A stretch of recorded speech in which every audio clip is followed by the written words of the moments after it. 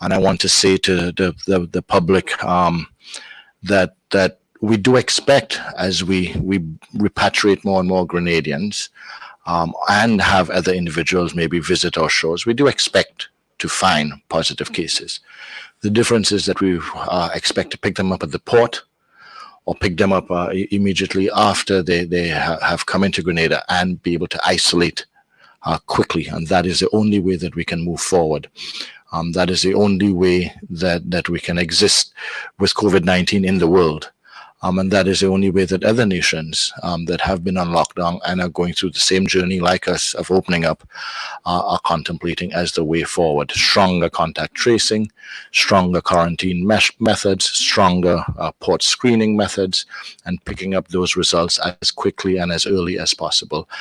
That also necessitates, as we move forward, the need for us to still maintain our level of due diligence, our various precautions, and with that combination of us practicing the physical distancing, wearing of masks, and sanitizing methods, as well as the improved port screening and quarantine methods and contact tracing methods. Once everyone does their part, then we can maintain a safe as possible society.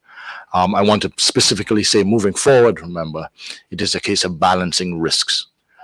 There is no perfect situation. Trying to stay on lockdown, we all remember vividly still what it was like to be on lockdown, and that this is not tolerable indefinitely, and that we do need to get back to a new norm. And in getting back to a new norm, it is balancing risks. It is not being throwing caution to the wind, but it is balancing risks and mitigating risks. Thank you. Thank you very much, Minister Steele. Commissioner? Yes, thank you very much. Thank you very much, Ms. Robertson. And let me also take the opportunity to say a pleasant good afternoon to everyone listening and viewing this press conference. And I want to say out the gate that the RGPF will hold a press conference tomorrow to bring greater clarity and emphasis to the new regulations, as well as to expand on some current and ongoing law enforcement and operational efforts across our tri-island state. However, for this press conference, I want to focus on a few of the new easements with the current regulations to aid some understanding for the public, which is due to implement effective tomorrow. The new regulations, first and foremost, will take effect tomorrow morning at 7 a.m. and will be enforced through to Wednesday, June 3rd, sorry, will be enforced through that period of time, May 26th to the 3rd of June. And in essence, the regulations remain essentially unchanged for the most part, with the exception of a few additional easements as has been approved by Cabinet. And I want to just highlight some of those easements that has been raised. One is the approval for the operation of retail stores, and that will operate between the hours of 8 a.m. and 5 p.m. Also, the beautification industry, which has to do with salons, barber shops, cosmetologists, entities, etc., that will start to operate as well between the hours of 8 and 5. We also have approved limited inter-island transportation that will be taking place, and we also have approvals in this regard as it relates to Offspring and Dolly C that will be carrying out some measure of inter-island transportation activity. All other persons, the fact that this is limited, all other persons having desire to travel to the sister isle will apply. According to the regulations, will require approval from the Ports Authority and the Ministry of Health in order to give effect to this. We are also looking to give effect to public transportation in the very near future. And currently we have ongoing discussions with all stakeholders, including bus associations, with the hope of ensuring that public transportation will become a reality in short order as an additional easement in improving the quality of life of Grenadians all. I want to, in closing, however, emphasize just a few issues of the new regulations that continues to be of critical importance to us. And first of all is the fact that we continue to exist in a state of emergency. And that is, we have a period of time where we are allowed to carry out and move about and carry out activities that are approved through the easement. We need to ensure that once we carry out those activities, we continue to stay in our place of confinement as is required by the regulation. As a continuation as well, the full curfew remains in effect from 7 p.m. to 5 a.m. on mornings. And in that case, there will be heightened law enforcement activity to ensure that persons do comply. I want to appeal here to the general public to please, as we continue to have more and more easements, it is becoming more and more demanding on the RGPF in order to enforce and maintain the intentions of the state of emergency regulation. It would be a significantly easy task for the RGPF if we achieve some attitudinal changes from members of the public and assist us in this effort, not only by controlling their own behaviors, but also influencing the behaviors of persons that they do have influence over. So cumulatively, we will have a resounding result in our continued efforts to stem this potential spread of COVID-19. Finally, I also want to address the very salient issue of the wearing of masks. And masks, we continue to advise the wearing of masks at all times. However, our regulation requires that we wear our mask whenever we're going to enter any lines to access service or when we are entering any buildings. This precautionary measure, advice, and legislation is in an effort to protect ourselves and also to protect others. So again, it is one of the most significant attitudinal changes that we have to achieve as a people. And I want to urge us to continue to cooperate with the intentions by the science, by the medical advice, and the intentions of government as we seek to continue to make Grenada a model in this fight against COVID-19. I thank you at this point in time and look forward to your questions, Lisa. Thank you very much, Commissioner, for your opening comments. Dr. Mitchell, a few opening words from you. Yes, let me say good afternoon to all your listeners, both locally, regionally, and internationally. And I would like to join the Minister of Health and the Commissioner of Police in saying good afternoon, and we hope that you are doing well out there. First and foremost, let me emphasize that we continue to open gradually. We continue to open as safely as possible, and we continue to open based on the science.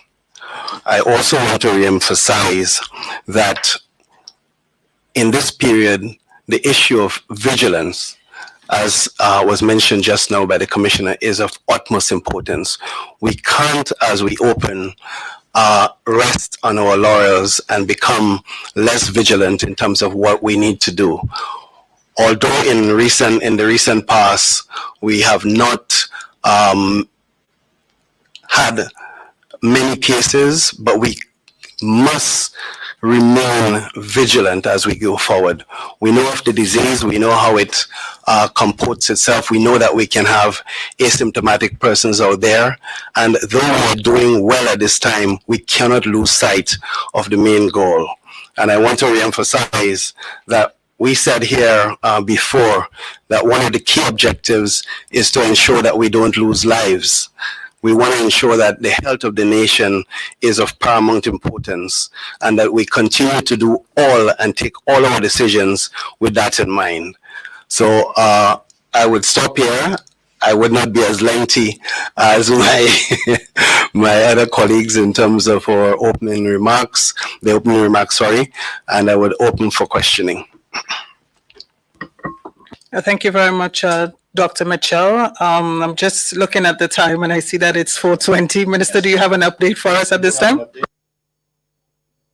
14 tests were done today. All 40-odd individuals, 46 individuals who came in yesterday were rapid tested. Of those, there were a certain amount that raised a flag on the rapid test. And those individuals were tested, of which 14 tests were done today.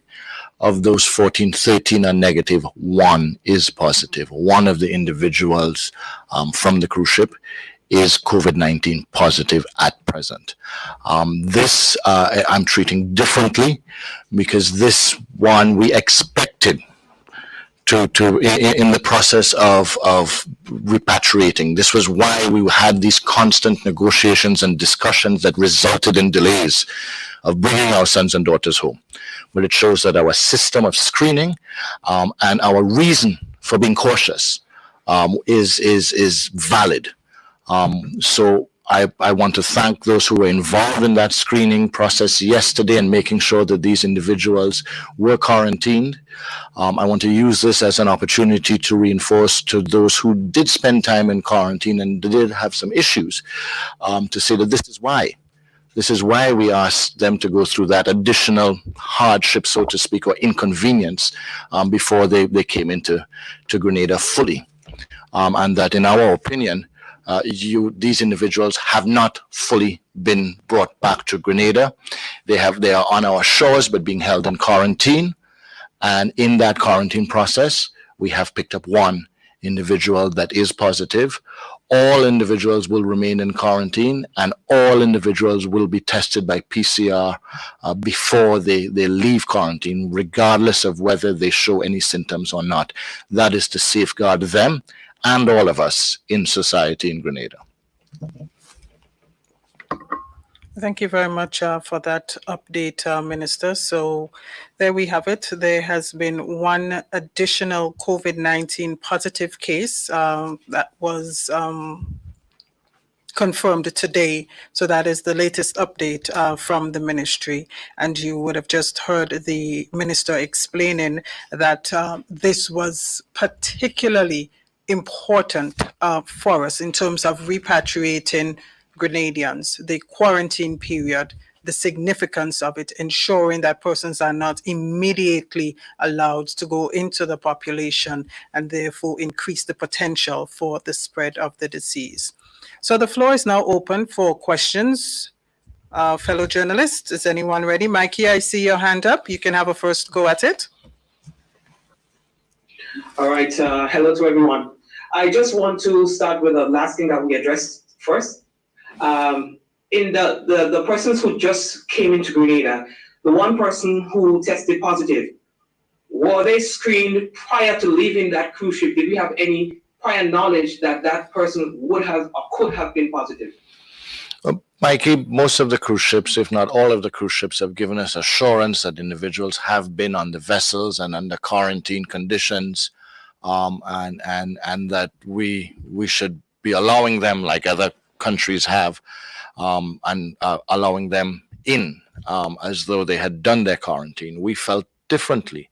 And some countries also support us with that feel differently, that unless it is in conditions that we have complete and full control over, and i.e. more specifically observation of, then we cannot trust the health of the entire nation to that. It's not necessarily assuming that the cruise ships are not are dishonest or so. It's the same if it was another nation or so as well. That we have a vested interest to the people and a responsibility to the people of Grenada to make sure that every step is taken at the port of entry to ensure those who are inside are protected. And that necessitates the screening and, to date, the quarantining of individuals who return. As time goes on, those types of methods may change, as we're seeing with other countries as well. They're looking at different modalities, and also it would depend on where individuals are coming from. So for the time being, our methods have proved to be valid. We are vindicated in our discussions that we've had with the cruise ships that it was necessary for us to have this quarantine and to assure ourselves that individuals were actually cleared. And we will continue along those lines with respect to nationals returning from cruise ships. Okay. If I may ask a second question, is there already an established protocol that persons coming into the country would need to follow once we decide to open back up our ports? There is an established protocol right now that is being exercised and is working as point in case that I just discussed. There are discussions that are being held on an OECS level. There are discussions that are being held on a CARICOM level. What I can say is that Grenada is actively part of those discussions, and to date, we are ensuring that while the agreement is to have a minimum standard throughout CARICOM and OECS, there is the ability of any nation to add additional criteria. And for all intents and purposes, and for the discussions to date, Grenada is going to be going ahead with additional levels of safety or additional safety measures when we do open our borders. We are not going to open our borders until it is practical and safe to do so. And part of making sure that it is practical and safe is to make sure that we have spent the right amount of time and resources to make sure that the systems are in place, the individuals are comfortable with those systems, including those in our hospitality service and those at our airports and so, who have been receiving people to date, and our ports. They have been receiving people to date, but it's very different to receiving a large aircraft with individuals. And our hospitality industry as well. We do hear the conversations being had with other countries, and we do recognize that we will have to contemplate it, but we want to make sure that we've crossed every T and dotted every I before that happens. Thank you very much, Minister. Nancy Maguire from the Grenadian Voice, you have questions? Yes, good afternoon. I have a question for the Commissioner, and I have one for Dr. Mitchell. I'm wondering, for the Commissioner, you mentioned the need for attitudinal changes that would help the police force. And with all these increased responsibilities that you have as we open more for monitoring people wearing masks in lines, for this new protocol for the yachting industry, how are you distributing your human power to do all these things, Commissioner? And for Dr. Mitchell, I'm wondering about our contact tracers. How many we have? How are they trained? And if somebody's out there unemployed thinking this is a good way they could help, how would they go about becoming a contact tracer? Thank you. Thank you very much for the question, Nancy. And thank you for recognizing the fact that if we were to do this all by ourselves, we actually are expected to be magicians. Suffice it to say, we do have a very good population. And we have been able, through this exercise, to be able to leave certain areas up to actually the community support. We have been able to effectively police some area because the vigilance of the community has made it easy so to do. In that the community has been keeping an eye out, understanding what is required, reporting those instances as soon as they're observed, and facilitating our response to that situation. Specifically, we prioritize as well how we deploy our resources to achieve maximum effect. Case in point is now the yachts that are in place with respect to quarantining for the period of time, and how do we ensure that that achieves maximum effect, given the intention of the state of emergency and government intention in this regard. And what we have been able to do is to deploy one of our platforms in that area and to remain there on a 24-hour basis and rotate staff onto it to ensure that 24-hour vigilance is achieved on a top priority situation. And that is to achieve two things. One, to send a very strong message to the persons who are within our space that Grenada is very serious, and also to ensure that we do everything given our capability to ensure that our population remains safe. Another factor that I must mention here is the recognition of government of the additional support that is required by the police force to effect its functions. And we already have, in consideration of the task that we have in the concept outlined for implementing the potential of public transport, government has already approved us taking on board an additional 15 wardens. So you have a situation where the community, the police force, by its strategic deployment of personnel and the support from government, all given the extent of the various capabilities, cumulatively is working together to achieve the desired intent. Thank you very much. Nancy, thank you so much for your question. You've hit on a very important key consideration in opening up, and that is, of course, the issue of contact tracing. Contact tracing for us, along with the issue of quarantine, as Minister mentioned, the issue of testing, and the issue of knowing where we are really, really, really key in going forward. So yes, we have begun to strategically build on our teams on a parish basis. So this is something that we are constantly building on. This is something that we constantly perfecting. And yes, they are going to be trained. Some of the key elements in that training are going to be confidentiality, discretion, allowing for and to ensure that the issue surrounding COVID as we have it. And, you know, as I said to someone this morning, sometimes it baffles me in a way of the reason why we have so much stigma attached to COVID, because COVID can, you know, anyone can get COVID.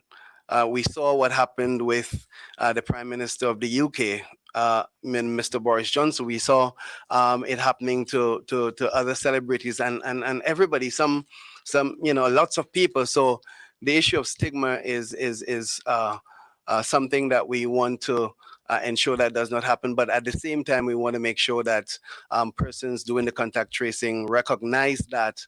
And so the issues surrounding confidentiality, discretion, and ethics are adhered to as we go forward. But yes, it's an extremely important area as we develop and as we look to open up. Contact tracing for us is indeed important. Linda Straker, questions from you? Good afternoon, all. I have a number of questions, so I hope I can get through as much as possible. But I'm starting with the issue of marine traffic. We open up easement internally, parish to parish. It can happen every day. Every day is a business day. However, in the case of Karakou, we've seen the Osprey is only allowed to operate for 3 days, while the Dollar Sea is operating once. Can you explain the reason, the decision behind that? I don't know if it's Dr. Mitchell or the minister would explain that. And then we have the issue of last week we saw one of the yachts coming in and was welcome, and I think they have to go into quarantine. Are boats allowed to traverse between the islands, Grenada or Karakou, because it is one border? My other question for now has to do with masks. Is there a difference with the health person explain the difference between if a mask and a face covering has to be used? Is it mandatory for a mask or a face covering? Thank you for now. Okay, Linda, let me try and address those issues quickly. One, according to regulation, is face covering. We do recognize, I'll be the first to say, they're masks and they're face covering and face covering. I've seen certain people that, according to regulation, would be compliant, but I can safely say that those masks that they're wearing, which is like a knitted mask with almost a centimeter size holes, are not going to be protecting them, and people should think twice about that. We've already discussed, and over the next couple of days we'll be coming out with some public information with respect to the appropriateness of masks, because that too is a balance. Too thick a mask and individuals have difficulty breathing, especially when you are carrying out physical activity. and too thin a mask, then it possibly doesn't screen as much and protect you. So we will be giving some advice as to that middle ground, and that middle ground will vary based on the individuals, the type of activity, the type of mask maybe that would be appropriate for a construction worker. It would definitely be different to the type of mask that would be appropriate for a medical worker or a customs officer or immigration officer on the front line. And also we have to look at our students, individuals on public transportation, as opposed to individuals who are carrying out public transportation. There may be additional need for on a hair, like for instance, we have an example of a face screen, which is also another tool that can be implemented. And this is usually used by dentists and will be used by our medical team that are involved in hands-on medical attention. So there are a plethora of variations, and I think now, and we will be doing it in terms of giving information as to what to follow. In terms of inter-island travel, we cleared inter-island travel. We requested that it be at a certain level of restriction, and we left it to the providers as well as the mainly the people of Karakou to sort out a schedule or so. As to whether that schedule is ideal, maybe not for some individuals. I'm sure for any of us who may want to be going back and forth to Karakou, would like to have as many choices as possible. And I'm sure for those who provide the service, they would want to be doing it as often as possible. What I would ask is that quite possibly just give us this week. Let's make sure that the system works. And very quickly, I'm sure by next week, possibly, that we can look at an increased schedule, because we would recognize that the record keeping, because we've put certain restrictions on them as well, or certain responsibilities. They are to keep record of everybody that boards their vessel. So that if someone shows up in Karakou or someone from Karakou shows up in Grenada with a positive test or so, or interacted, we would know exactly who was with them on the vessel. So those kind of things we want to make sure are in place and are being done properly before we say any and all days of the week. So quite quickly, I think once the providers of the service are doing the proper following of the regulations, we can look at further regularization of that service in terms of frequency. And in terms of private vessels being able to go, the commissioner had addressed it. So just for clarity, what we're saying is it's not restricted. We're just asking, in the same reason, to keep records. It's not that we want to prevent people from traveling between Grenada and Karakou, but we want to be able to keep records that we know what's happening from a contact tracing point of view. So if you have a private vessel and you wanted to go from Grenada to Karakou or Karakou to Grenada, we're just asking that you simply notify the authorities to let us know that you are actually changing locations and will be moving one way or the other, northbound or southbound or so. That's just for our record keeping. Thank you very much, Minister. Rena Pear, you're next. Mikey, I see your hand, but we have Sharia next in queue, and then we'll come back to you. Go ahead, Rena. Okay, good afternoon to everybody. My first question is to Dr. Mitchell. Is Grenada considering doing convalescent plasma therapy as it relates to treating COVID-19 patients? I know it's approved by WHO. Also, Minister Steele, my question to you is, could you enlighten us, or do you have any idea what is the protocol for persons coming into Karakou from Union Island as we lend hand to them as it relates to the fuel? I'm talking about protocol as it relates to, is it one particular agency that's going to be coming for fuel, or anybody's just going to be coming? Also, a question again to you, Minister Steele. Could you confirm the farm workers that are scheduled to go to Canada, could you confirm that they would be leaving, or there would be a chartered flight coming for them soon? And to Commissioner, my question to you is, could you give us an update as it relates to the recent suicide in St. Patrick's and accusations made that members of the Royal Grenada Police Force did not take the cry for help from the individual and from other persons who were close to the individual to the Royal Grenada Police Force in dealing with the issue? So, Arena, let me take your question first. I think I have the shorter end of the stick here.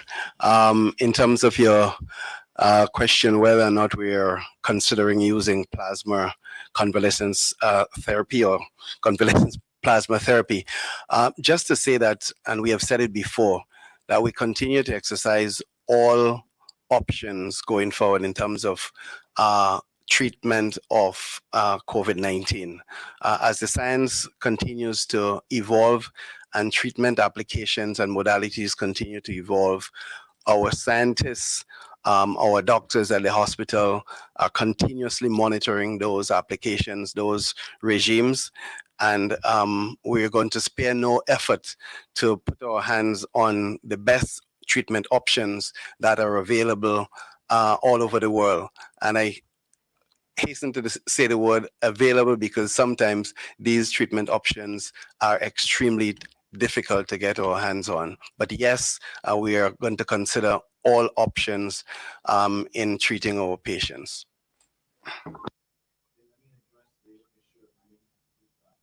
Thank you. Union Island fuel. There is a protocol that's in place similar to the vessels that were coming from St. Vincent waters to offload cargo, etc., as well as yachts that were in quarantine that needed to come and get fuel ashore in the Carriacou area. In short, it is monitored under a controlled environment by police in Carriacou and the provider of the service. That technically the best way to describe it is the individual does not come ashore. The individual stays on their boat and will receive their fuel dockside, and then will proceed to go back to Union Island. At present, the mechanism for entering Grenadian waters is that you must seek permission. So we expect those who need fuel, our brothers and sisters in Union Island would simply contact our Carriacou divisions and get the relevant permission and the relevant time so that it can be monitored and the fuel can be provided to them. With respect to the farm workers, no, I do not have any details on that. That has a lot of moving parts because that would also be at the discretion of the Canadian government as well. I know that the Ministry of Labour, so I will confirm with the Minister of Labour, who is also the Minister of Foreign Affairs, to find out if there's any update.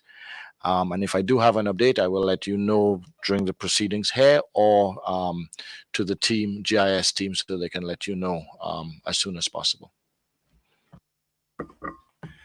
Thank you very much, Rena, for the question. And this matter is one of the issues that made me raise very early to indicate that the police will have a press conference tomorrow to address a plethora of law enforcement issues. But the fact that you raised this matter, I will give a preliminary response to it. And let me first say that this has been a very sad, unfortunate, and depressing situation. And I want to take the opportunity here to express sympathies and condolences to all parties concerned in this matter. Here, though, I can acknowledge, because I have already initiated an investigation into this matter, and let me also thank the media outfit that reached out to me personally and provide me some information and make inquiries on this matter. I think if we continue to work harmoniously in this manner, as this particular media outfit did, we will go a long way as a country. But I can say to you now that yes, the dispatch center of the RGPF received 2 phone calls as it relates to this matter. The first call was sent dispatch to the police station to initiate a response. The investigation will unearth how that matter was investigated, and hopefully I might be able to have a summation of that by our press conference tomorrow. The second call from the same caller came in, and the dispatcher took the information, which we still have, as to how to contact the person of concern, and made a number of efforts to contact the person, which was futile. And of course, we all know, very sadly so, what the eventual outcome was on this matter. Certainly, it's a learning experience for everyone in this situation. And it bears testimony to how we need to respond as a nation to all persons, not just of this nature in crisis in a general sense.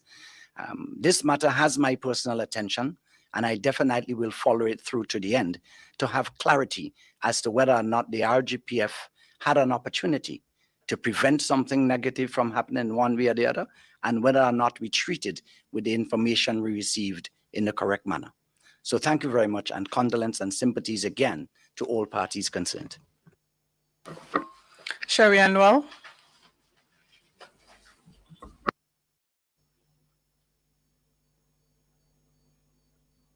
Sherry Ann, would you unmute your microphone, please?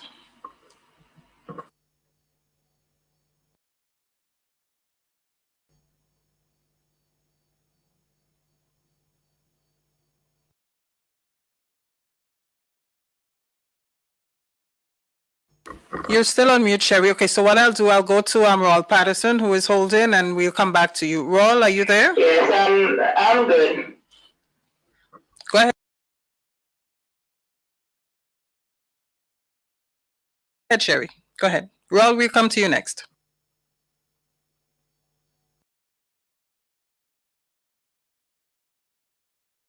Go ahead, Sherry Ann.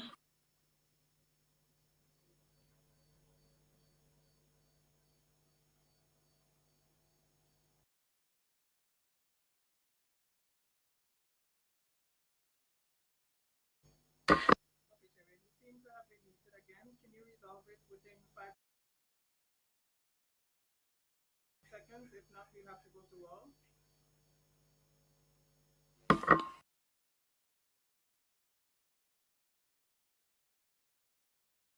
Sherry Ann, can you resolve your audio issue? If not, we're going to go to Raul and then come back to you. Hello? Yes, we're hearing you now. Go ahead. Hello?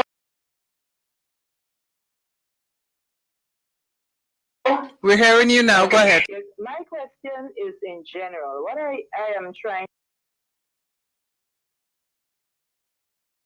to get as it relates to the protocols for the reopening of the barbershop,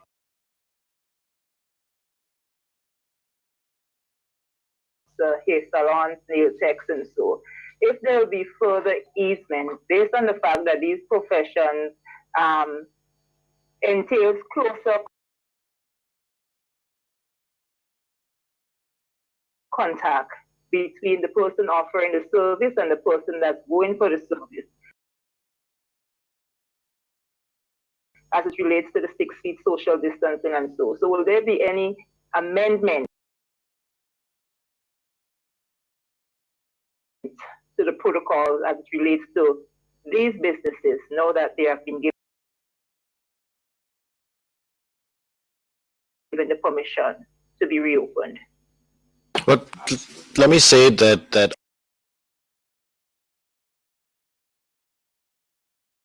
all of those businesses that you mentioned, so barbershops and salons, hairdressers, beautification industry, falls under the Allied Health Safety Act. They are to be licensed and to perform any of those services to the public.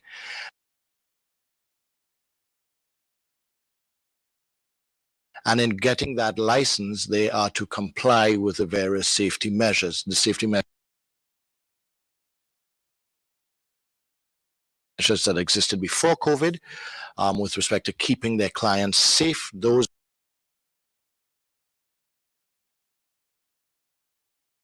would have been with respect to hepatitis and other types of diseases that could have been transmitted or could be transmitted, any type of communicable disease in general.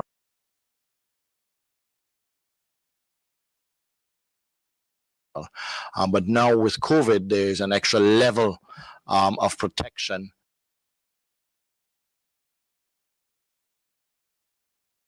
that they must put in, but still fall under the Allied Health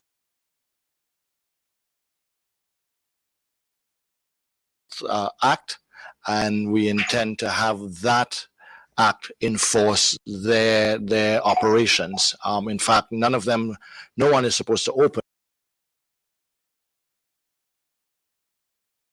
without notifying the Allied Health Secretariat.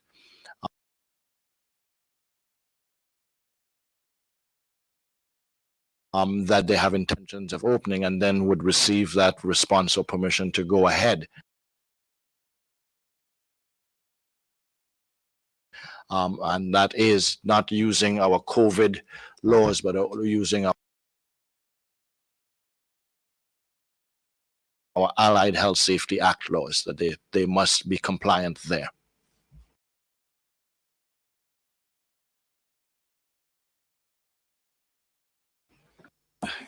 Can I add, Minister, that yes, I understand that there has been some sensitivity, and there will be some sensitivity in relation to that particular industry because of the close contact that is natural in that industry, and that is why we took pains in ensuring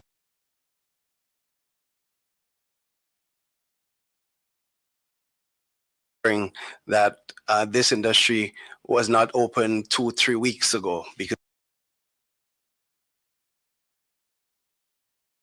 we had to make sure that the standards, the protocols were well developed,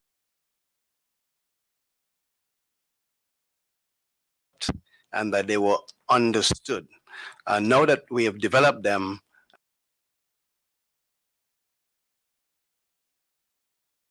and we have publicized them, I think the important thing to note is that yes, there would be a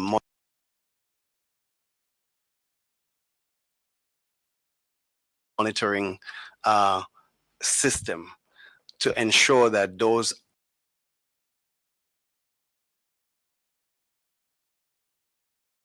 are monitored in a systematic way, and that yes, we are, through the registration process, developing a database so that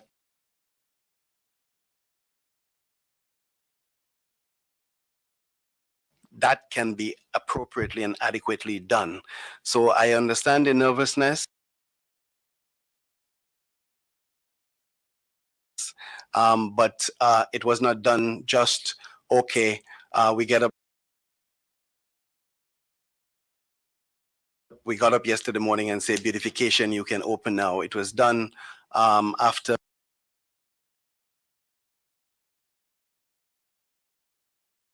lengthy thought and putting the protocols together. And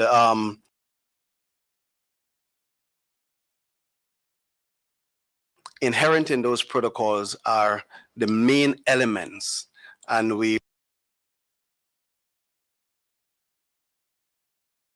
going to ensure that those are strictly adhered to. The issue of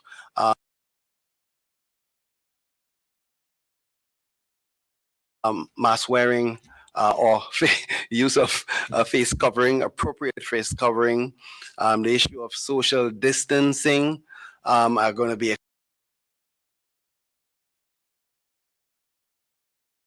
extremely important as that industry opens up. And the issue of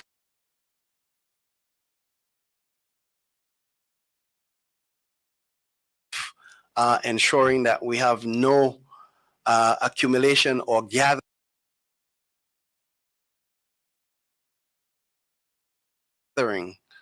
in these locations is extremely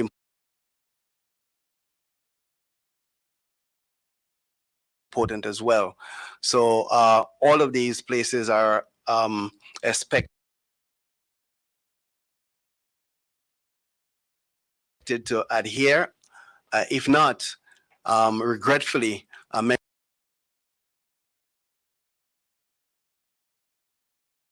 measures would have to be taken to close these industries down, because those are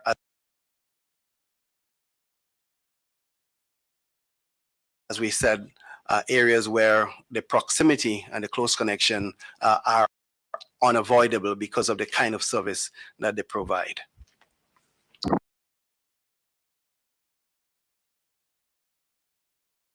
One question of clarity here for either the minister or Dr. Mitchell in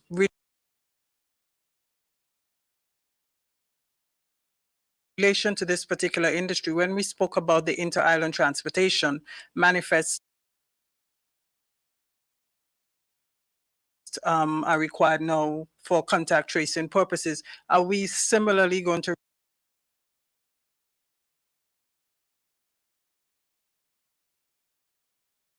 require that from persons in the industry in the event that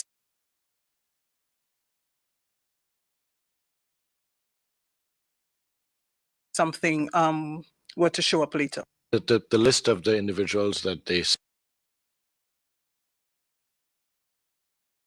served, and in fact, most of the providers are saying that they would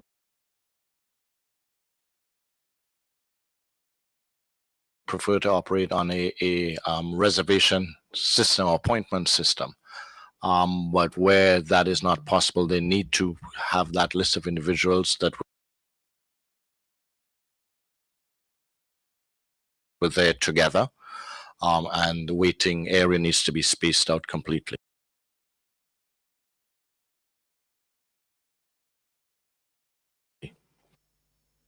Can I add that this is going to be industry standard? All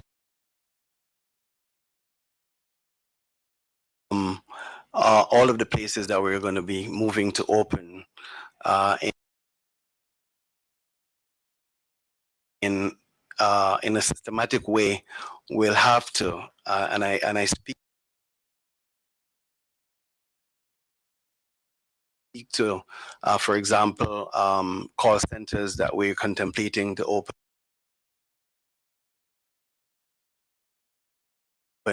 and that kind of business that we need to know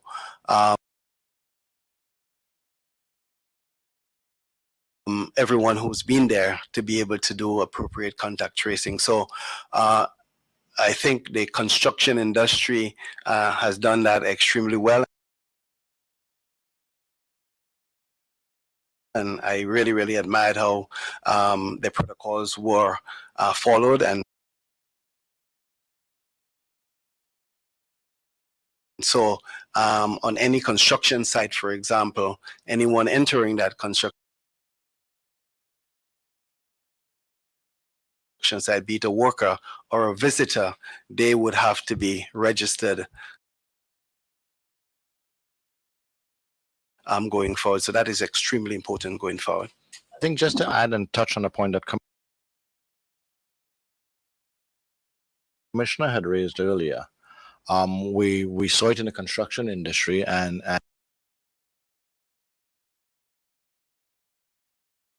by and large, based on the communications we've had to date prior to the opening of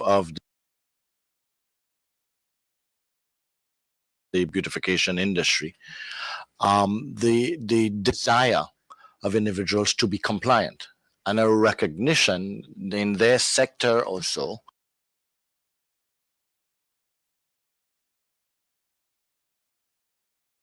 by and large, the majority want to go that distance to make sure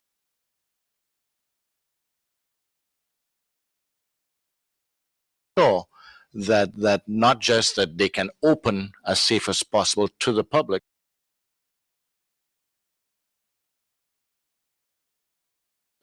but that they can stay open to the public as long as possible.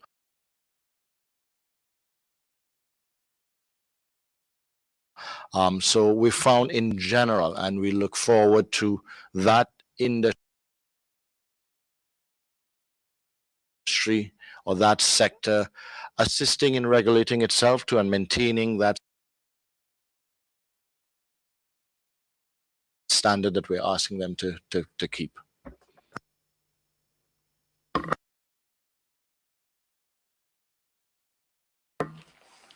Roy Patterson, are you still with us?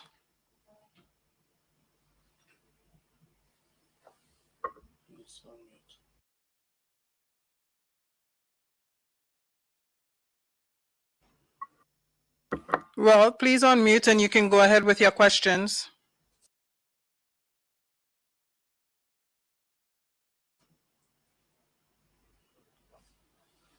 Can you hear me now? Yes, I can hear you. Go ahead. All right, good afternoon to everyone. What are the factors that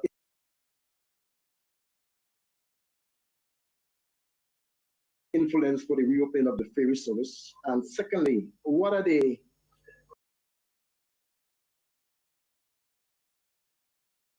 high level of surveillance that we have in place to ensure that, of course, the proper protocols are maintained when people are traveling on the ferry? The reason for this question is simply because those of us who have traveled on the ferry would greatly appreciate the fact that when the water is calm, you can maintain, of course, social distancing. But when the water is rough, it's difficult to maintain social distancing, as I guess we have, of course, on the ferry. My next question is to Commissioner Martin, the issue of the set application process for those wishing to travel. Could you just walk us through exactly what the process is like?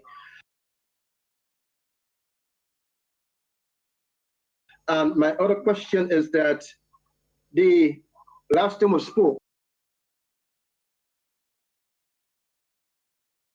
Dr. Martin said there were 57 persons across Carriacou and Pitmatic who have been tested. Could you give us an update as to where we stand in the figure right about now? And finally, have the Ministry of Health considered the issue of e-testing for people who are COVID-19 positive? Okay, Paul, if I can address the first part of your question, which was the monitoring of the ferry service. I think we had mentioned that they are to keep a log, and yes, I do agree with you. There's a difference between rough water transit and calm water transit.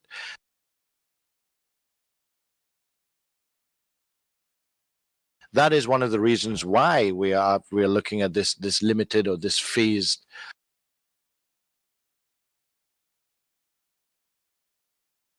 approach to make sure that we have catered for all of these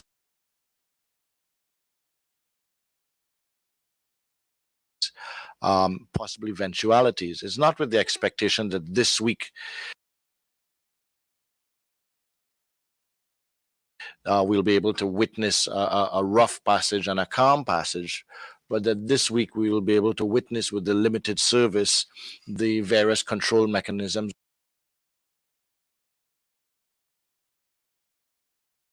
working, and to be able to be as sure as possible that as we proceed with increasing the frequency, that we are able to maintain the monitoring and the record keeping in the hope that none of the passages are too rough, but that in the event that there is one, that our proper mechanisms are in place.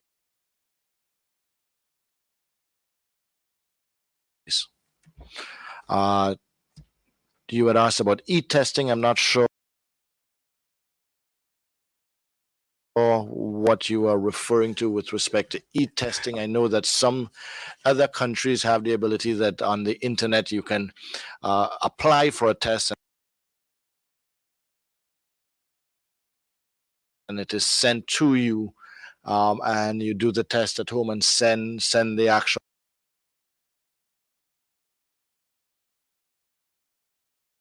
sample back to a lab. If that is what you are referring to, no, we are not going to be doing that. because we rely on PCR testing, and which is also necessitates having complete control of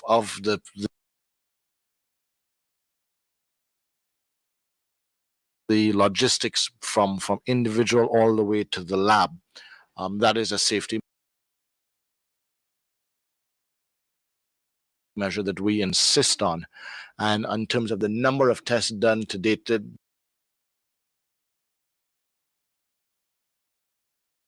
this is going on regularly. So we can give you an update, probably send an update with respect specifically to Carriacou and Petit Martinique, but Dr. Mitchell would have a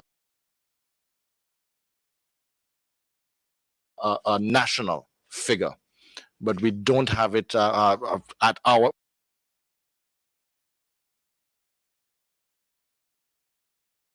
It is there, but we don't have it when we come here in terms of Paris to Paris or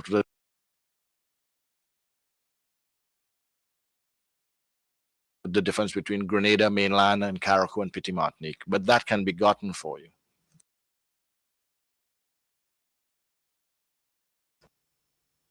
Yes, Minister, I was not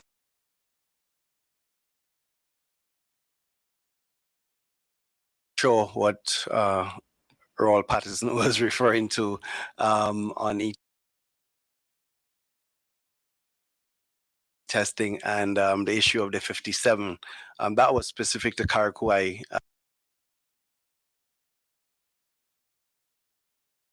I reckon, as you correctly said, we don't have the Carriacou figure like as of today, but we have some national figures, and I'm proud to say that we have topped the 537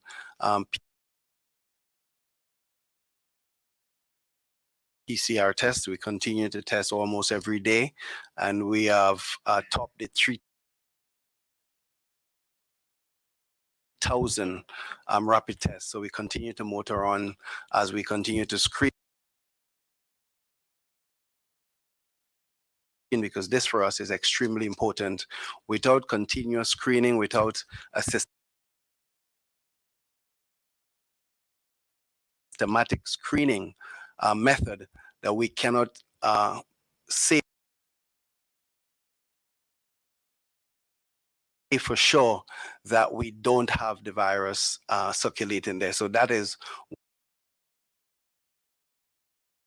one of our strategies going forward, ensuring that we do systematic, targeted testing among most at-risk groups as we continue to evolve our strategies in opening up the country.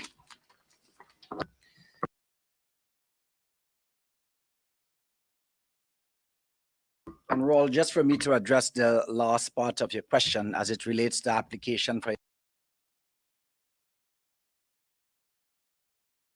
inter-island travel. For the avoidance of doubt and the abundance of clarity, let me first indicate that the Osprey and Dolly C has been approved for travel, limited travel within the islands. So it means that anyone wanting to travel by those means, first and foremost, will be able to do so. The issue of additional clearance has to do with other vessels wishing